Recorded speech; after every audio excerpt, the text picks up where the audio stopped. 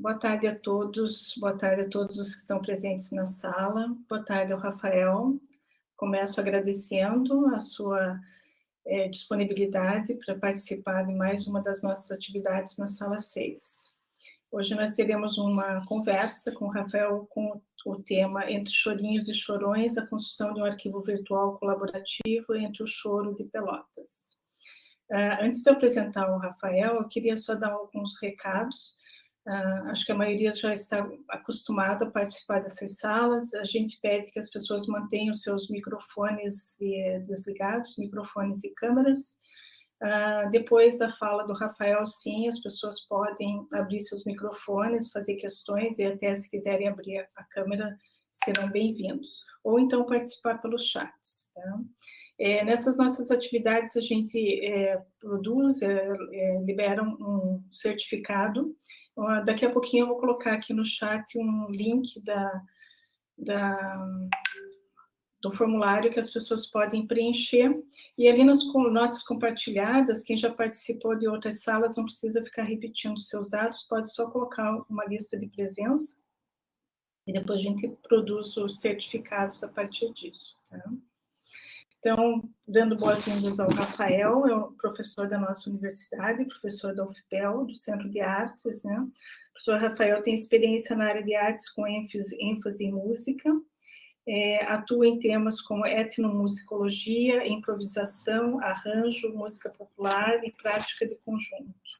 Participa do grupo de estudos musicais, GEM, da URGS, do CIMUS, grupo de pesquisa de ciências musicais, e do grupo de pesquisa do núcleo de música popular da UFPEL. Se quiser também estender um pouco mais a sua experiência, Rafael, você fica à vontade, tá?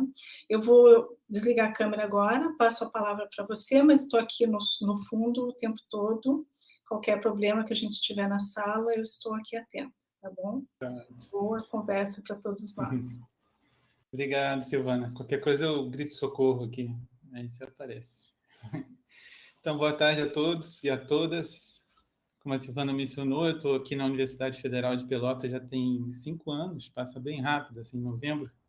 Farei 5 anos de casa e a minha experiência com música popular, ela é anterior à universidade, assim, eu nasci no Rio de Janeiro, me formei como saxofonista em uma universidade do Rio, fiz mestrado, fiz a minha formação em pós-graduação parcialmente no Rio, e já tive contato com a música popular, desde os 16, 17 anos eu toco saxofone, né, principalmente, com vários grupos, né, e produzi vários projetos no Rio, não só ligados ao choro, mas à música instrumental, à música pop, enfim, vários tipos de projetos. E também gostei dessa área de pesquisa, assim, me fascinou, né, fazer essa questão da pesquisa relacionada à música popular. Então, esse é um trabalho que já vem desenvolvendo há mais tempo, e recentemente, um carioca vindo para a Terra Fria aqui, eu vim fazer o doutorado na URGS, né, com a orientação da professora Beth Lucas. Fiz um trabalho sobre sobre a Radamés Inátali, né, e os arranjos para a Rádio Nacional e a interface que ele teve com o projeto Pan-Americano e com o Alan Lomax também, com essas relações de identidade, construção, de nacionalidade e tal. Um assunto que tem muito de música popular, né, mas tem muito a ver com a questão da mídia em si, né, da rádio como ferramenta de difusão, de identidades e tal. Então, eu fiz esse doutorado e depois do doutorado eu passei aqui para o concurso da UFPEL, num projeto que eu realmente estava querendo abraçar, né, que é um curso de música popular. E como tem poucos no Brasil, agora tem um pouco mais assim de cursos aparecendo. Isso foi um desafio e tem sido um grande aprendizado assim, né, em relação a dar aula de música popular na universidade, a pensar em pesquisa também sobre música popular, né? A gente tem tanto a aprender, né, e tanto a compartilhar com esses músicos geniais que a gente tem no Brasil. Só dar um alô para o meu amigo Leonardo Pellegrini, saxofonista, professor lá da UFPE, grande músico. E então muitos músicos que assim como eu, como o Leonardo, já encontramos no nosso caminho profissional e que tem muito a nos ensinar, né, sobre essa área de conhecimento que é a música, e mais especificamente a música popular brasileira, que tem uma força muito grande. Então, esse foi minha trajetória, né, até chegar ao curso, e desde o princípio eu achei que ia ficar muito isolado da minha cultura, assim, da minha terra, mas por uma surpresa super agradável, eu tive contato assim com o choro aqui de Pelotas já na primeira semana já que eu me mudei para cá, e tive contato com esse grupo tocando choro, super engajado assim, com uma tradição, né, já com uma memória musical muito interessante, ligada a um bar aqui da cidade, chama Liberdade, já não existe mais o bar, e é um grupo de músicos que também já poucos se mantêm ainda, né, tocando e em atividade, mas que tinha a liderança de um grande mestre do cavaquinho, que é o Avendano Júnior, e aí eu fui descobrindo esse universo, assim, isso me deixou muito feliz, né, porque afinal de contas é a cidade que eu escolhi para morar e ter esse contato com o choro, que é uma coisa que vem da minha formação musical no Rio de Janeiro, me pareceu um feliz destino, né, para um professor e saxofonista carioca. E o que eu vou trazer aqui para vocês é um pouco desse projeto que vem sendo construído coletivamente desde essa minha chegada a Pelotas. Em Pelotas tem uma expressão que eu gosto muito, que diz que merece, né? Quando você apresenta alguma coisa ou ajuda alguém e você agradece essa pessoa, ela te responde merece. E foi assim que eu me senti quando eu cheguei aqui, muito bem recebido, assim, pessoal muito gentil, assim, muito receptivo, né? Ainda mais em relação à questão musical, assim, os músicos super colaborativos, solidários. Essa primeira etapa da minha adaptação aqui na cidade foi muito voltado para essa convivência com esses músicos de choro do Clube do Choro de Pelotas, e já existia o clube quando eu cheguei, então eu tive contato com esses chorões nesse verão que eu cheguei aqui, um calor absurdo, assim, mais quente que o Rio de Janeiro, mais quente que o Nordeste. Você não pode imaginar que o calor aqui é muito grande. E a gente começou a tocar toda semana, tocar todo fim de semana, foi muito incrível mesmo. Então, a partir daí, além do interesse musical, a gente desenvolveu uma amizade e tal, e o projeto ele começou pelo meu convite, né, também a esses músicos a integrarem as atividades extensionistas, né, do Núcleo de Música Popular, vindo até a universidade e tocando o choro. A gente fazer música dentro da universidade é bem importante, né, porque traz um pouco dessa experiência que acontece na cidade, né, que está ali presente, para um contexto que às vezes separa muito as tradições, né, as tradições acadêmicas com as tradições locais. Isso a gente procura, em princípio, né, no curso de artes, de modo geral, a gente aproximar muito, né, aproximar o que tem sido feito aqui em Pelotas das atividades que a gente desenvolve no curso, né, no curso de música popular, especificamente, é uma necessidade. A gente precisa aprender para poder ensinar, né? Então isso é muito importante. Então eu aprendi muito com esses músicos desde que eu me mudei para cá e continuo aprendendo, né? Então o processo de construção desse projeto ele vem daí, vem desse momento inicial, desse contato inicial, em que a roda do choro, né? Que é como se fosse o local onde o chorão se encontra, né? Onde os chorões se encontram e trocam informações. Esse é chamado de roda de choro, né? A roda de choro ela pode ser um espaço público, né? Como acontece com o caso do Clube do Choro, tem um mercado público aqui, como toda a cidade tem, né? O Clube do Choro ele ocupa esse espaço público e faz uma roda, né? Em que os músicos vão se encontrar para tocar. Nem sempre são os mesmos músicos, nem sempre são as mesmas músicas, né? A gente tem um repertório em comum, né? que acabou se tornando tradicional no choro, né, dos clássicos do choro, Jacó do Bandolim, Pixinguinha, Valdir Azevedo. Valdir Azevedo, então, aqui é muito tocado, que teve uma relação direta com o Avendano Júnior, eram amigos, assim.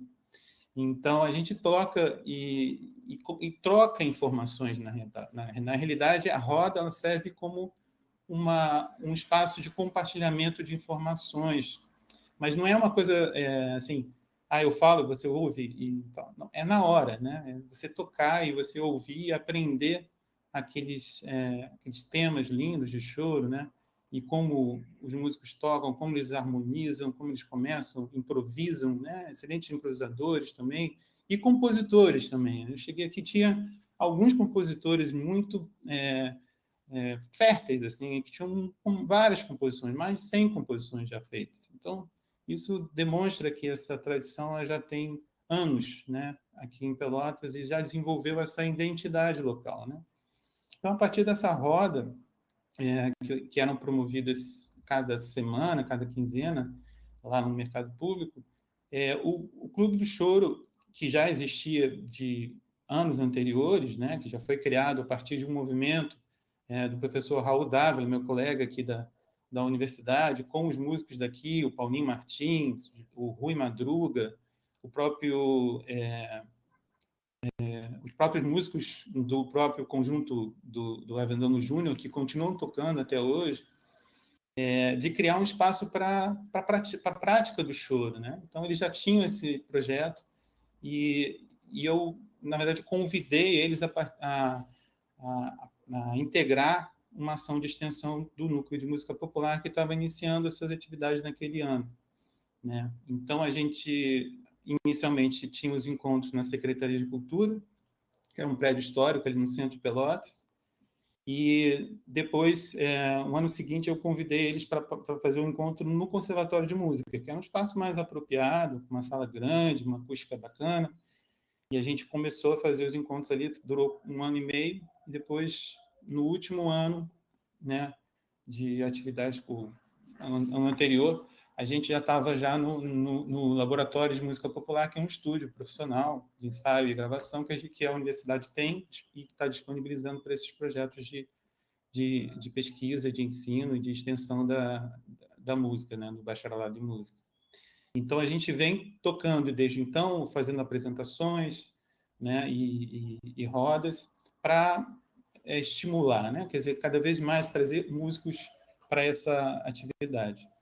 Em relação à pesquisa em si, os alunos do curso de bacharelado em música têm se interessado cada vez mais por esse espaço, justamente porque é um espaço que promove a prática musical em um contexto mais amplo, assim, né? Em relação à improvisação, a atividades que talvez não são tão trabalhadas no curso, como é o caso de tirar música de ouvido, né? E de interagir com os músicos no momento da performance, que é um conhecimento que tem que ser desenvolvido na prática, não tem como, né? Não tem outro jeito, e cada gênero tem o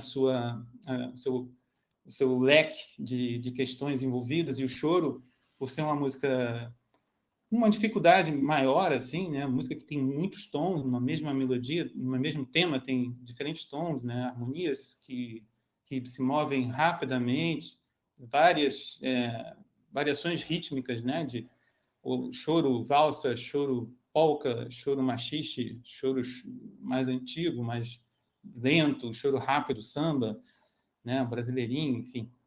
Então é um universo muito amplo, assim, né? Que o músico tem que dominar e tem que estar vivendo ali com outros músicos para obter essa informação, ter esse contato é fundamental.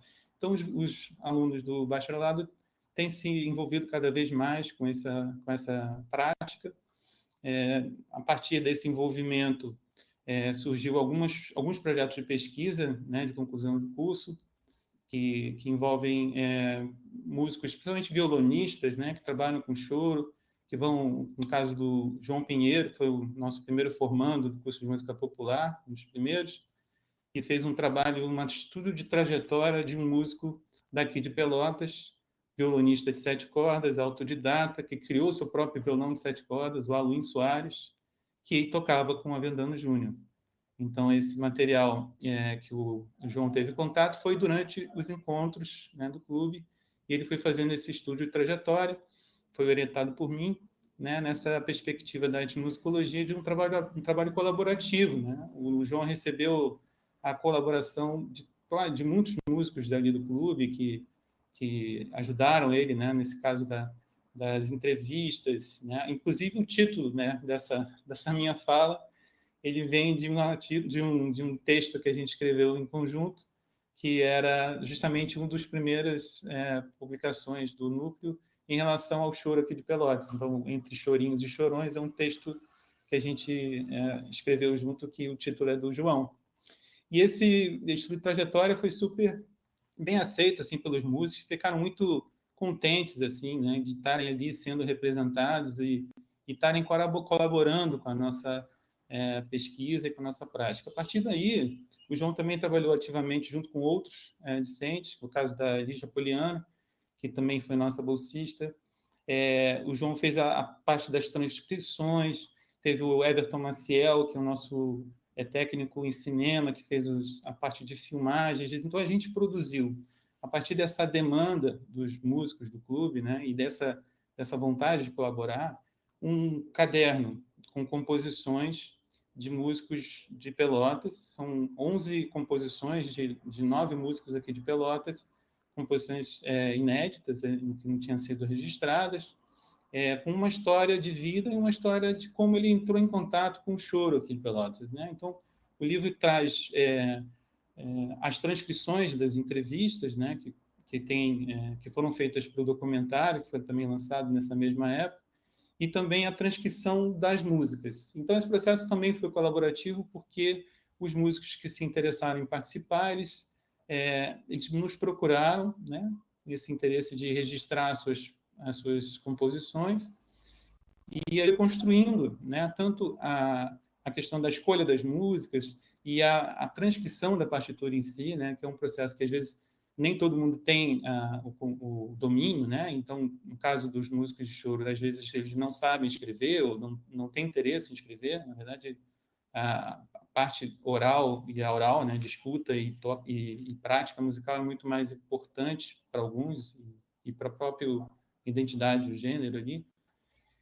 Então, isso foi sendo feito colaborativamente. Então, muitas músicas foram escritas pela primeira vez por conta desse projeto. Então, o Caderno do Choro de Pelotas, que foi lançado em 2018 pela editora da UFPEL, né, e que tem também um material super rico de fotos, né, e às vezes os rascunhos ali das partituras, né, e tudo envolvendo a parte criativa desses músicos, né. Teve a colaboração também do nosso querido Eduardo Montanha, que é técnico lá do Laboratório de Etnomusicologia, e foi um projeto também apoiado pelo Laboratório de Etnomusicologia e pelo Grupo de Pesquisa em Música Popular.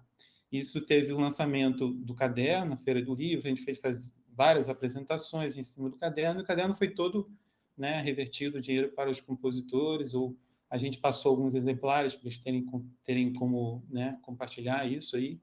E agora ele está sendo disponibilizado no formato digital, né?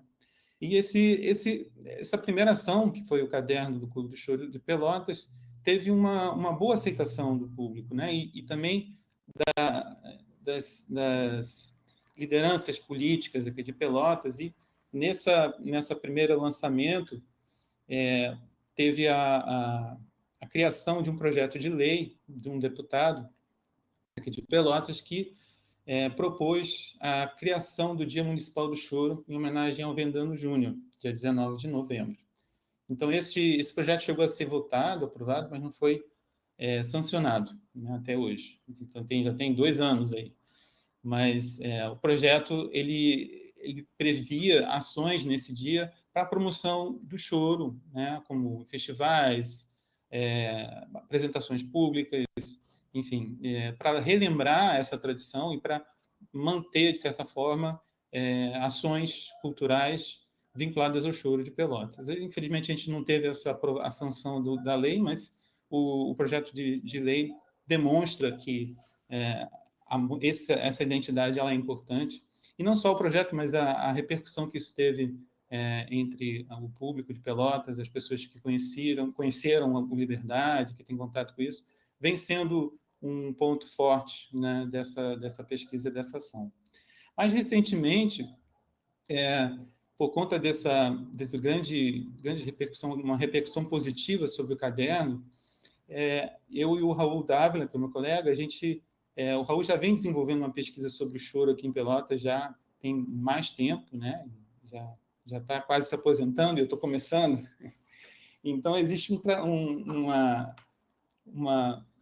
um passado assim, sobre o choro que ele participou, que ele foi um ator, não foi coadjuvante, né? Ele foi um dos atores principais dessa aproximação da universidade com os grupos, né?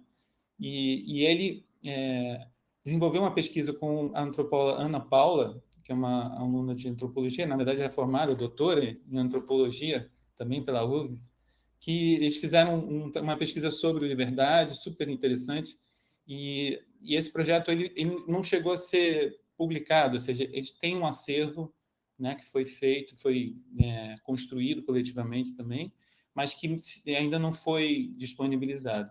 A partir daí, das nossas conversas em relação até à própria metodologia de pesquisa colaborativa que a gente desenvolveu para o caderno, a gente pensou que seria interessante fazer um acervo virtual sobre o choro colaborativo. Por que um acervo colaborativo virtual, né? E não um acervo físico, né? Primeiro que é muito difícil ter espaços aqui, né? Apesar da cidade ser pequena, enfim, médio porte, não é pequena, mas a universidade tem poucos espaços, né? E um dos pontos principais dessa proposta do acervo colaborativo é justamente a gente ir até as pessoas e ouvir delas quais são os itens que são importantes de serem preservados, que tipo de história está por detrás desses documentos, né? E não privar dessa pessoa do seu passado, ou seja, das suas histórias. Então, um dos pontos principais é que esses materiais eles não são nossos, eles não ficam sobre a guarda da universidade nesse sentido, né? A gente está ajudando, ou seja, está colaborando, né, para que esse material ele circule de uma forma mais ampla. Então, a ideia partiu desse princípio.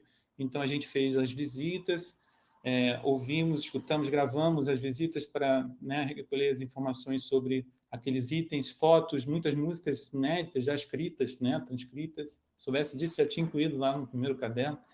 Algumas fitas cassete, que já estão em um estado mais ou menos, a gente conseguiu recuperar, músicas transcritas, editadas, né, de choros, cadernos de choros, muitas fotos, né, vídeos VHS com registros de vários locais que hoje não existem mais, não fazem música mais hoje, né? Como é o caso do Círculo Operário, como é o caso do Teatro 7 de Abril, né? Tem vários locais que já não estão mais em atividade, mas que têm o registro audiovisual desses locais. E então isso tudo foi sendo construído colaborativamente, no sentido que tudo foi registrado como um empréstimo, né? E o material está sendo tratado, digitalizado, bem acondicionado para retornar esse material, retornar às pessoas que lhe pertencem, né? Para que a gente não fique com esse material, porque é importante para elas, né? A gente não pode ignorar essa relação, né? Que é uma relação pessoal, né? Não só com a história, com a memória. Às vezes o historiador, o pesquisador fica muito ligado a essa questão da preservação, né, da memória, mas para a pessoa é uma memória que também é afetiva, né? Está ligada à própria trajetória, se confunde com a trajetória dela. Então, um dos princípios desse projeto é esse, do retorno, e a gente já está na primeira fase de divulgação da primeira etapa, né? As primeiras visitas que a gente fez já estão disponíveis no portal da UFPEL. O retorno desse material, infelizmente, a gente não conseguiu fazer porque justamente coincidiu com a pandemia, né? E nos pegou desprevenidos, né? Mas, por outro lado, a pandemia ela possibilitou a gente mudar um pouco a estratégia de divulgação desse material, que estava sendo um pouco talvez deixada de lado, né? Por conta dessa questão de ser um acervo virtual, ou seja, se a gente não promove um acervo virtual, as pessoas não têm acesso, não vão até o sítio na internet, né? O local aí eletrônico, o endereço eletrônico, sem ter uma motivação por detrás. Então, quando a gente estava retomando as atividades, houve a questão da suspensão de todas as atividades, inclusive das de extensão, né? Mas o projeto de pesquisa continuou. Né? A gente continuou trabalhando em pesquisa com todos os projetos, não só esses, né? E uma das propostas que surgiu a partir de encontros virtuais que a gente manteve com o clube, né, com quem tinha condições de entrar, né, também e participar, foram duas ações, que é a produção de vídeos pela internet com material autoral. Os vídeos são gravados, cada músico na sua casa, ele fazer uma edição, né, e é compartilhado ali na página do grupo, nas redes sociais, e o outro é uma série de rodas de conversa com músicos daqui, cujo tema é o Choro de Pelotas, e a gente compartilha com eles ao vivo, né, também pelas redes sociais, o material do acervo. Então, eles vão comentando as histórias, vão comentando qual é a relação deles com aqueles grupos, com aqueles momentos, né, de trajetória. Então, isso está sendo bem rico, assim, porque alguns músicos que ainda não tinham entrado em contato com a gente estão entrando em contato, vão fazer participações, e está sendo tudo registrado, e, de certa forma, o interesse pelo acervo já está sendo maior, assim, por conta desse movimento que está sendo feito, né? Então, a roda de conversa está, de certa forma, suprindo, né, essas atividades que aconteciam toda segunda-feira, adicionado à produção desse material sobre a composição dos músicos aqui, composições inéditas, né, que são feitas a cada 15 dias. E isso está se mantendo também ativo. A gente também está produzindo um material que foi gravado no Conservatório de Música, no show de 80 anos do Avendano Júnior, né, a celebração de 80 anos dele. Ele faleceu em 2012, mas a gente comemorou essa data super importante, e está sendo produzido esse vídeo para ser divulgado em breve pelas redes sociais. Também isso engloba um pouco desse projeto de pesquisa colaborativo que tem sido desenvolvido aqui em Pelotas. Eu acho que já estou num bom tempo, assim, para parar de falar, e eu queria mostrar para vocês, então, as plataformas, e primeiro o acervo do Choro, né, e depois a página do Choro de Pelotas, onde está disponibilizado esses vídeos, então, onde a gente está entrando em contato com as pessoas e está tendo esse movimento de divulgação do material. Então, eu vou compartilhar primeiro aqui o site do acervo do Choro de Pelotas, para mostrar para vocês como é que funciona o processo. Esse site aqui, ele foi produzido ele está hospedado pela plataforma da UFPEL. Ele conta um pouquinho do histórico do clube, né, de quando ele nasceu. Tem aqui umas fotos de rodas ali no Largo do Mercado. Então, tem um histórico rápido, né, do clube, falando sobre o nascimento do clube em 2015 ou 2014. Isso está sendo sempre atualizado. Sempre tem alguém dizendo, não era em 2015, era 2014 e tal. Não eram essas pessoas, eram outras. Então, é sempre assim, né? É um processo colaborativo, sempre envolve essas questões. Aqui tem o caderno do Choro de Pelotas, que está disponível no formato digital, para ser baixado, né? Então, aqui você só clicar aqui, é um e-book, e tem as pautas, né? E tem um mini documentário também, de onde saiu as entrevistas e a declaração desses músicos, né? Sobre a biografia, sobre o contato com o choro, né? Então, aqui vocês têm acesso ao caderno do Choro de Pelotas. Se quiserem acessar, aqui é o formato como foi publicado pela editora, mas em um formato digital, que a gente achou importante também para ter acesso de pessoas de fora de Pelotas, que possam, que precisem conhecer, né, que fica mais fácil, né, o acesso a todo mundo. Então, aí o caderno ele apresenta essa diversidade de itens, como eu falei, de fotos, né, fotos de músicos daqui, que ainda faltam serem identificados. Isso, na próxima roda de conversa, a gente vai receber um músico aqui de Pelotas, o Juninho, do Cavaco, e ele vai ajudar a gente a reconhecer esse pessoal, mas aqui é o Toninho, nosso cavaquinista principal do grupo da Avendano Júnior, está aí. Aí tem todas as músicas que foram transcritas, algumas fotos, né? Fotos de rodas do clube, mas também fotos históricas. Essa aqui é uma das primeiras que eu participei, linda, assim, no Dia do Choro, ali no Largo do Mercado. E aí tem um texto introdutório e as transcrições, o Julinho Cavaco, a história dele sobre a criação do choro e a transcrição, a partitura, né, do choro. Então, isso é o caderno do Choro de Pelotas, que está disponível para quem quiser baixar, é gratuito, né? E aqui o acervo do Choro de Pelotas. O acervo, como a gente tem um espaço limitado também na web, né?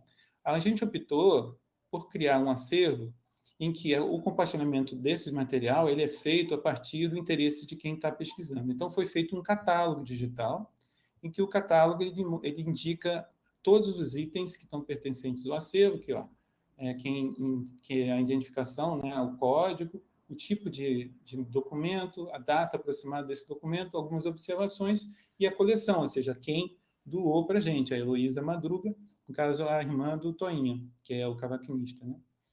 Então, esse catálogo auxilia a gente a compartilhar esse material a partir do contato da pessoa que teve, né, e que tem interesse de ter esse material, a gente envia para ela a partir da plataforma de Space.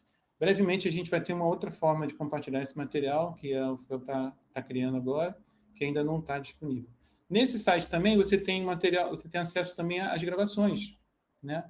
Gravações do Regional Avendano Júnior, feitas no Liberdade, gravações feitas pela Ana Paula, essa antropóloga, né? Esse é o Avendano tocando. Bonito, né? Tem alguns vídeos também do Liberdade.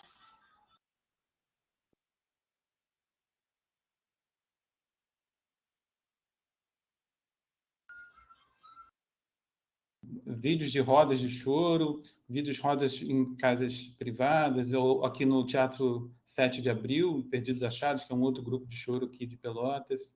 E aqui um vídeo sobre vários músicos pelotenses, enfim. Então, a gente tem duas plataformas aqui interessantes para interação. O primeiro é a Rádio Clube do Choro de Pelotas, onde tem essas gravações do Avendano, feitas pela Ana Paula, né, nossa colaboradora, a antropóloga que fez essa pesquisa com o Raul Dávila, e aqui a TV Clube do Choro de Pelotas, onde tem esses vídeos todos aí, né? Mas, só para encerrar aqui, uma rápida passagem pelos colaboradores do projeto, a equipe do projeto, coordenação minha e do Raul Dávila, a digitalização e restauro dos documentos, o Otávio, a Silvana, do Laboratório de Conservação de Papéis da UFPEL, a captação de áudio e vídeo desse material que a gente está, tanto das entrevistas, das coletas de material, como da homenagem a 80 anos do Avendano Júnior, né, no Conservatório, feito pelo Adler Maciel, do Francisco Franco, e Luiz Fernando dos Reis, né, que estão fazendo a edição desse material, que vai estar super bonito, a gente vai compartilhar em breve. E a transcrição das gravações, nosso querido Guilherme Sperbi, músico e ex-professor aqui da UFPEL, trabalhou como substituto com a gente ali no curso de música popular. O discente Gustavo Mustafé, já arranjador, chorão, produtor musical já atuante aí em Pelotas, e o Vasco Azevedo, também música aqui, violão de 7 cordas, também discente do curso de música da UFPEL. E também tivemos apoios de outros músicos, como o Gil Soares, que é um músico aqui de Pelotas, do Paulinho Martins, que está sempre colaborando com a gente. Então, essa é a nossa equipe multidisciplinar, que busca trabalhar com esse material de forma colaborativa e inclusiva, né? Então é isso, pessoal. Acho que eu fico por aqui para a gente ter tempo de trocar alguma informação. Eu vou deixar aqui no chat o endereço já do clube desse material, né, para vocês terem acesso. Se vocês tiverem interesse em algum desses materiais, é só entrar em contato comigo através do e-mail, e a gente procura disponibilizar para vocês esse material. É isso. Muito obrigado, Silvana, pelo convite, e foi um prazer estar aqui com vocês. Eu é que agradeço, Rafael. Fico encantada com esse trabalho. Desde a primeira vez que a gente teve, né, um contato com o Clube do Choro, na Semana dos Museus, vocês fizeram o lançamento, né, do catálogo e tocaram no Museu do Doce, e foi um momento assim, que emocionou a todos. Foi fantástico, o grupo todo tocando, foi lindo, muito mais do que nós imaginávamos do que a gente queria, pensou numa abertura, né? Nossa, foi um momento emocionante. E é incrível ver esse trabalho, eu já conheço de alguns aspectos, né? Mas o aspecto de memória, né? De preservação de memória que vocês estão fazendo, uma memória viva, com os músicos, né? Com isso abrindo espaço à universidade, numa troca muito respeitosa, né? Entre os professores, entre alunos, entre músicos, e também com esse trabalho de preservação dessas fotografias e desses documentos, também de uma forma muito respeitosa, né? Vocês trazem a informação, disponibilizam e devolvem de uma forma muito carinhosa para os donos das cartas, das fotografias, das partituras, né? Eu acho admirável essa relação que vocês têm, né, com esse projeto que tem com os músicos e com a cidade. Muito bacana. Parabéns mesmo. Nós estamos no chat agora, o pessoal está começando a se manifestar. E se quiser abrir o microfone para fazer algum comentário, eu sei que tem alguns ali que já estão saudosos, né, do Liberdade, a Noris, a Andréia, pessoas que de fato vivenciaram essa época, esses espaços, né? Então, se quiserem fazer alguma manifestação, está aberto para fala, para conversa. A roda de conversa, né? Conversa, a ideia é essa. A Noris está escrevendo, se quiser falar, Noris, por favor, abra o seu microfone ou abra a sua câmera. Agradecer as felicitações ali do pessoal pelo projeto e eu estender esses parabéns a todos os membros do Clube do Choro de Pelotas e todos da equipe, né?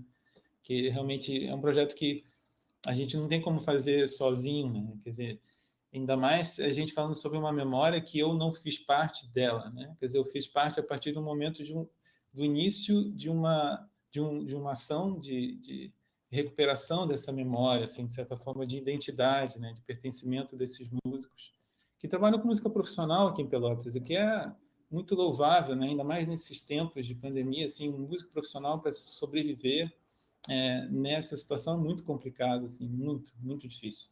E ainda mais sem, né, um apoio. Então, a gente, de certa forma, está ajudando, né, a isso ser possível de alguma forma. Seja ela pelas ações de valorização da identidade, né, desse pertencimento, né, dos músicos, como de ações práticas, como essas ações que a gente está tentando trazer agora nesse momento, né, de forma remota, assim, por exemplo, o vídeo, né, ou esse projeto do show, né, de homenagem aos 80 anos da Vendano, ele vai ser, de certa forma, minerado, e esse dinheiro vai ser revertido para a família dos compositores, do compositor, né, da Vendano, né, e também os músicos participaram desse processo na edição, que estão precisando, né, quer dizer, que estão trabalhando, mas não estão trabalhando agora e precisam dessa remuneração. Você disse que, além disso, tinha já fizeram shows, isso, para arrecadar para os músicos? Você podia falar um pouquinho sobre isso? Não, essas ações de arrecadação são uma das demandas que estão surgindo agora, né? Mas, no caso, a gente participou do edital, foi o clube, né, nesse sentido, que é do edital emergencial, que foi feito agora pela Secretaria de Cultura, e esse vídeo ele vai sair dentro desse edital, que é o Sagrada Casa. Então, o Clube de Choro de Pelotas, que é uma parceria, né, com a universidade, mas o Clube de Choro em si é um polo cultural e que está pensando na apresentação desse vídeo, já está elaborando a edição do vídeo para a apresentação nesse edital. Então, eu estou falando dessa interlocução entre o grupo, né, e essas ações que estão sendo promovidas pela sociedade civil, no caso, a Secretaria de Cultura, mas outras empresas que estão também entrando com ações emergenciais para os profissionais da cultura, né? Então, a gente está ajudando a que isso seja qualificado e que a gente, qualificando, a gente possa produzir esse material e reverter para os músicos, né? Essa que é a ideia. Mas a demanda de um show ou de uma live que seja colaborativa ou para arrecadar fundos, isso também está em pauta, né? Toda semana a gente se encontra. A gente não pode tocar por conta da ferramenta da internet não funciona, então a gente planeja, né? Esses encontros de segunda-feira, em vez de serem práticos, estão sendo bem práticos, na real, porque a gente está planejando as ações.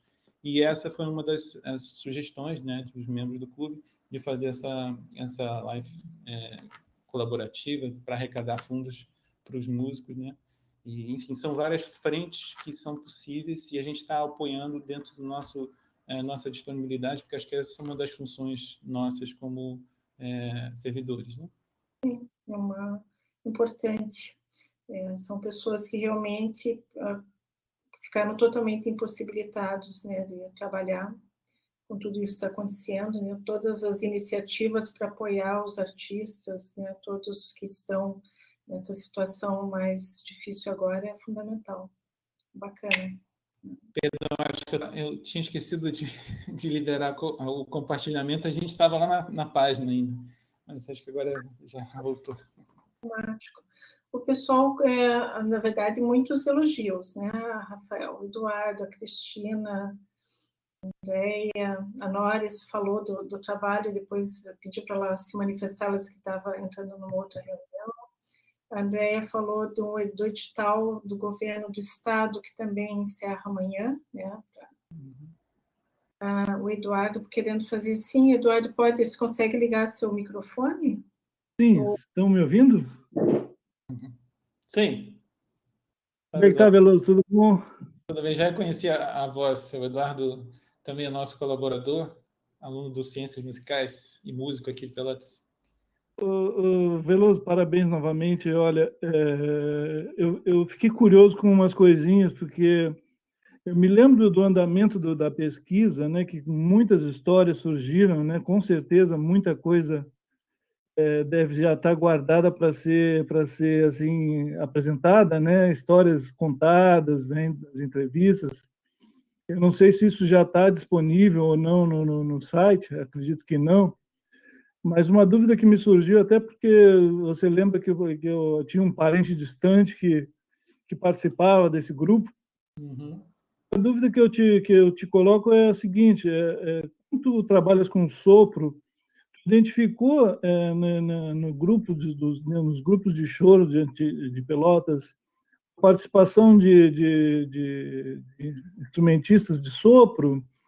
Me lembro que tinha um grupo de músicos que era, inclusive, da banda militar ou coisa assim, e que fizeram parte de algumas apresentações naquela época, né? Porque, como tu és um músico de sopro, talvez tu tivesse encontrado aqui na cidade alguma coisa para pesquisar nesse sentido. Tu tens alguma informação sobre isso? Boa, obrigado pela pergunta, Eduardo.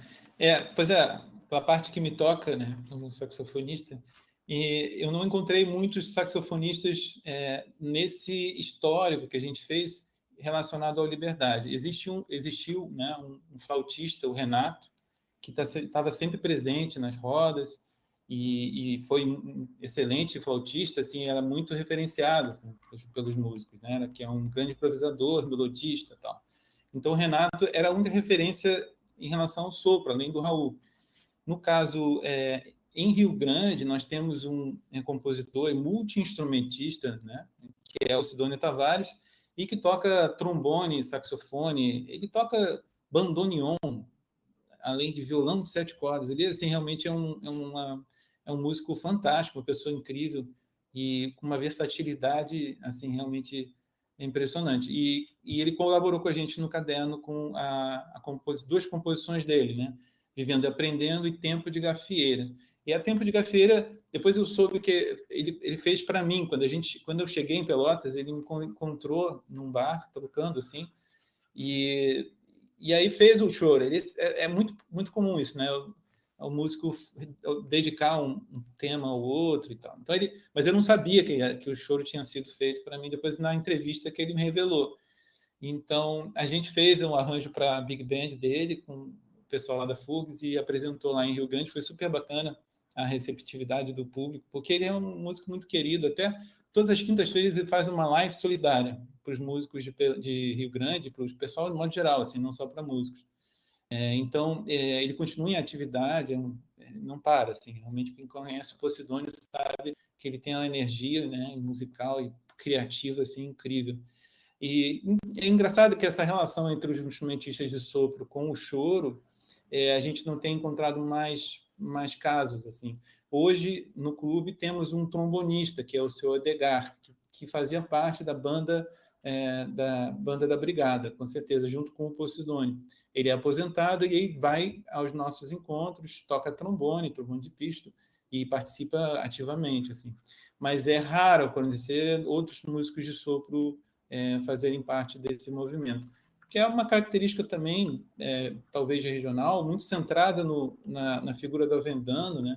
Então, no caso do cavaquinista solo, por exemplo, que é um negócio difícil de ter também em outros lugares, o cavaquinho faz normalmente o papel de centro, aparece muito no clube, o pessoal que sola no cavaquinho, e eu acho que isso também, de certa forma, tem uma influência direta do Avendano, né? Alguns ex-alunos do Avendano, que ainda, né, continuam tocando cavaquinho, mas também muitas pessoas que se inspiram, né, no Avendano em si, né, para aprender um instrumento.